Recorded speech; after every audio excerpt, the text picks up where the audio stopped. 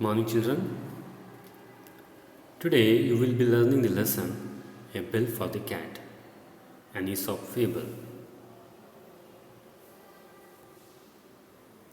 Children, you can see in this picture a bell is tied around the neck of the cat, and this lesson is all about this.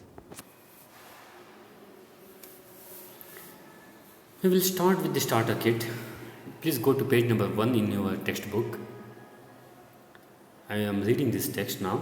There are many stories in which animals talk like human beings. Such stories are called fables. Aesop was a famous storyteller. He lived about 2600 years ago in Greece. He wrote many stories in which animals talk. These stories are known as Aesop's fables. What story comes to your mind when you look at this picture? Yes, children, I would like to ask you a question. Have you ever seen animals talking in your life? I am asking. Have you ever seen animals talking like us or like human beings? No, right? They cannot talk. Animals, they don't have ability to talk. But a storyteller or a story writer or a poet, he can make animals to speak. He can make animals to speak only in his imagination, not in reality. A storyteller, he can make the characters speak like human beings. So characters like a rabbit or a tortoise or any other animal, he can make them to talk in his stories. So any such story in which animals can talk, such stories have a special name called fable. Fable is singular, fables, F-A-B-L-E-S, is plural. Even in Indian context, we have seen such fables. Have you heard of Panchatantra stories? Yes. In Panchatantra stories, animals are used as characters and they are made to speak like human beings. Children, this person, Aesop, he was a storyteller who lived in Greece.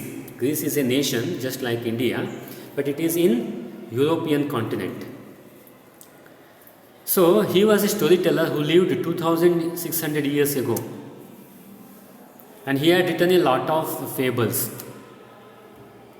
And this chapter or this lesson, A Bell for the Cat, is taken from his collections of fables.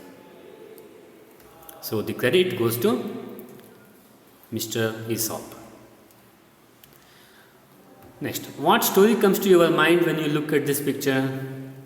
Can you see the picture there? Along this side of the text, there is a picture. By looking at this, what idea do you get?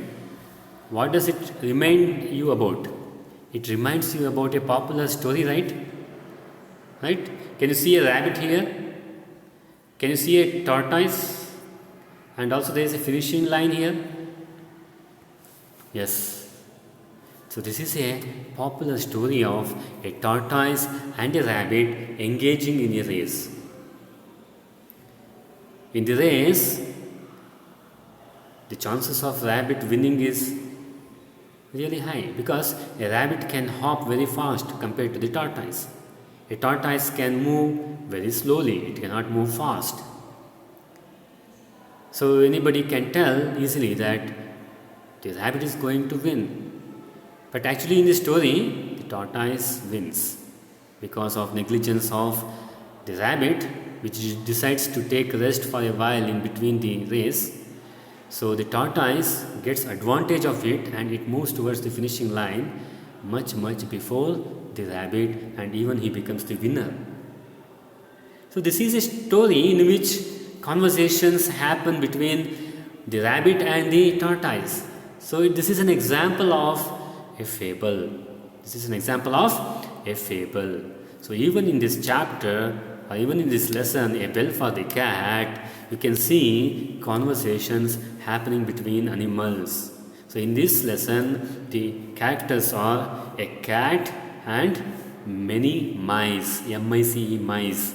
Mice is plural of mouse. M-O-U-S-E, mouse. Mouse is singular. Mice is plural.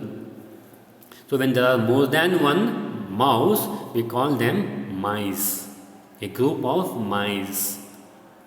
Okay, so conversations happen between or among mice in this lesson. You can observe that later. So this is a brief introduction about this lesson. We will start with the actual lesson in the next video. See you then.